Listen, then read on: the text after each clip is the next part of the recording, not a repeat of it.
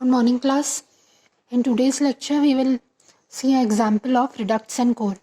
कल हमने रिडक्ट्स and core पढ़ा था कि रिडक्ट्स एंड कोर क्या होता है. रिडक्ट एक बार रिवाइज कर लेते हैं. रिडक्ट क्या होता है? It is an important part और जो सबसे मोस्ट इम्पॉर्टेंट या एब्सोल्युटली नेसेसरी पार्ट होता है वो कोर के अंदर आता है. तो हम इसका एक एग्जाम्पल करते हैं. क्वेश्चन हमको दिया रहेगा, suppose we are given a family of relation in this P Q R of 3 equivalence relation है इसमें P Q R with the following equivalence classes. ये इनकी क्लासेस दी हैं. पी की क्या दी है? x1 x4 x5 x2 से लेके ये सब. क्यू के लिए भी similarly x1 x3 x5 x6 and are के लिए x1 x5 x6 and x2 से लेके x4 ये दिए हैं. तो ये हमको तीनों क्लासेस दिए हैं. इनसे हमें क्या करना है, पहले डिसीजन टेबल फॉर्म करना पड़ेगा, उसके बाद हम रिडक्ट एंड कोर फाइंड करेंगे. तो हम x1 से लेके x8 तक टपल्स यूज़ हुए हैं. तो x1 से लेके x8 तक हमने टपल लिख ली हैं. इसमें का एट्रीब्यूट्स कौन कौन से हैं? P Q are. अब सबसे पहले पी वाली लाइन अपन फॉर्म करेंगे. तो पी के लिए क्या दिया है? x1 x4 x5. ये तीनों एक साथ कपल करे हैं, मतलब इन तीनों की वैल्यू सेम होगी. तो हमने x1 x4 और x5 तीनों को क्या दे दिया है? x5 वैल्यू 1 वैल्यू दे दी है. अब इसके बाद 2 और 8 ये साथ में है तो 1 यूज़ कर चुके हैं. तो अब हम 2 में क्या देंगे? 2 लिखेंगे और 8 के लिए भी 2 लिखेंगे. उसके बाद आए x3. 1 2 यूज़ कर चुके हैं तो x3 के लिए हम 3 लिखेंगे. अब लास्ट में x6 और x7 दोनों कपल हैं एक साथ.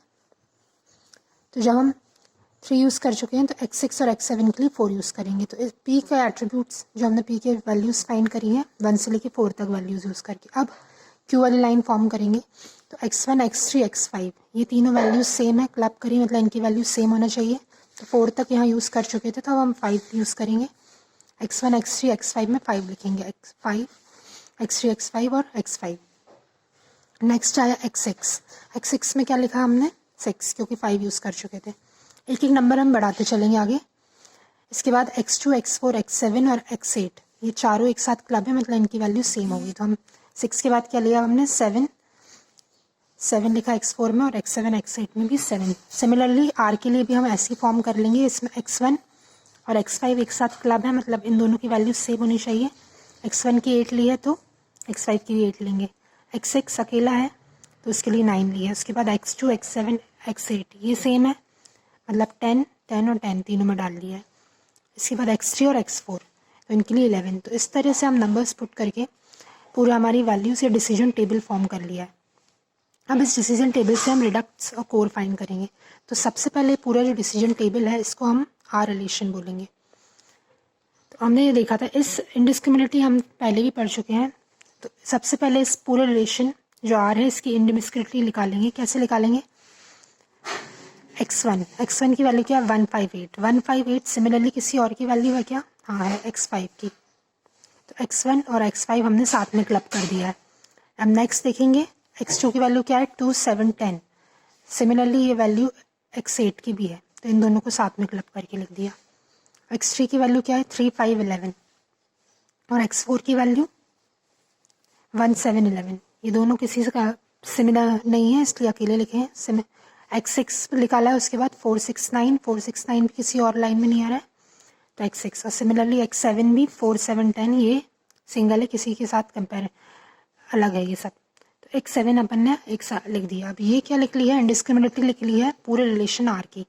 हमने कल पढ़ा था कि रिडक्शन को निकालने के लिए अगर इंडिस्क्रिमिनेटली ऑफ आर इक्वल हो जाए, इंडिस्क्रिमिनेटली ऑफ आर रिलेशन में से किसी भी एट्रीब्यूट को हटा के कोई रिलेशन ऑफ आर की इंडिस्क्रिमिनेटली निकालेंगे और इसकी रिलेशन में से अगर कोई एट्रीब्यूट हटा के इंडिस्क्रिमिनेटली निकालेंगे, मतलब वो एट्रीब्यूट क्या होगा? डिस्पेंसिबल होगा. डिस्पेंसिबल का मतलब क्या था? सुपरफ्लुअस या रिडंडेंट होगा, उसको हमें रिमूव करना है. और अगर ये इक्वल नहीं है मतलब वो इंडिस्पेंसिबल है. इंडिस्पेंसिबल मतलब वो इम्पॉर्टेंट है, उसको हमें इंक्लूड करना ही पड़ेगा. तो हमें यहाँ पे 3 एट्रीब्यूट्स दिए हैं पी क्यू आर. तो हम एक एक करके अब सारे एट्रीब्यूट्स को इस फॉर्मूले में पुट करेंगे और फिर मेन वाला जो रिलेशन वाली इंडिस्क्रिमिनेटली है उससे कंपेयर करेंगे. तो सबसे पहले हम निकालते हैं पी रिलेशन के लिए. पी एट्रीब्यूट के लिए फाइंड करेंगे. तो क्या था फॉर्मूला हमारा? R minus R. तो यहाँ पे एट्रीब्यूट हम पहला क्या ले रहे हैं? पी. तो indiscriminately of R minus attribute P कैसे निकालेंगे? पी वाला जो टर्म है उसको हाइड कर देंगे. अब इंडिस्क्रिमिनेटी चेक करेंगे हम। x1 की वैल्यू निकाली q और r की 5 8 किसी और में है हाँ, तो x1 और x5 हो गया। नेक्स्ट किससे निकालेंगे, x2 की वैल्यू 7 10, x7 की भी 7 10 है और x8 की भी, तो इनको साथ में क्लब कर दिया। अब x3 x4 और x3 x4 और x6 जो है इनकी अलग अलग वैल्यूज़ हैं ना, इनको सबको अलग लिख दिया। अब ये जो आया है ये किसका है, इस साइड वाला टर्म आ गया r माइनस पी एट्रीब्यूट वाला। अब इसको कंपेयर किससे करना है, हमारे पूरा जो रिलेशन वाला r था तो वो ये है, तो इस वाली वैल्यू को हम इससे कंपेयर करेंगे। तो x1 x5 सेम है, लेकिन x2 x8 और यहाँ पे 7 भी इंक्लूड हो रहा है, मतलब ये जो इंडिस्क्रिमिनेटी पूरा एट्रीब्यूट पूरे रिलेशन r की और ये वाले इसकी इंडिस्क्रिमिनेटी जो है वो अलग है, तो is not equals to indiscriminately of r। हमने मैच करके देख लिया, यहाँ पे ये टर्म अलग आ रहा है। तो इसका मतलब क्या है, जो p है वो इंडिस्पेंसिबल है। इंडिस्पेंसिबल मतलब इम्पॉर्टेंट है, यहाँ एब्सोल्युटली हमको नेसेसरी है हर एक उसमें इंक्लूड करना। अब नेक्स्ट हम q के लिए निकालेंगे। q के लिए निकालने के लिए वही तरीका है, इस कैसे निकालना है, इंडिस्क्रिमिनेटी ऑफ रिलेशन में से q को हटा दो, तो इस रिलेशन में से हम q को हटा देंगे। अब वैल्यूज़ निकालना शुरू करेंगे, तो x1 की क्या आई है 1 8 और x5 की क्या है 1 8, तो x1 और x5 को साथ में क्लब कर दिया। नेक्स्ट निकालेंगे x2 की 2 10 है और x8 की भी 2 10 है, तो इनको साथ में क्लब कर दिया। x3 x4 x6 और x7 की वैल्यूज़ पी आर जो हम कंपेयर देखेंगे तो सब अलग अलग हैं, इनको साथ में अलग अलग लिखा है। अब ये निकल गया इसका फिर से इस तरफ वाला फॉर्मूला। अब इसको इंडिस्क्रिमिनेटी ऑफ आर मतलब इससे कंपेयर करेंगे, x1 x5 x2 x8 x3 x4 ये पूरे के पूरे सेम है, मतलब ये इक्वल हो गए। इंडिस्क्रिमिनेटी ऑफ आर और जब आर में से क्यू हटा दिया तो दोनों इक्वल आ रहे हैं, मतलब क्यू क्या है हमारा डिस्पेंसिबल है, ये रिडंडेंट है आर के अंदर।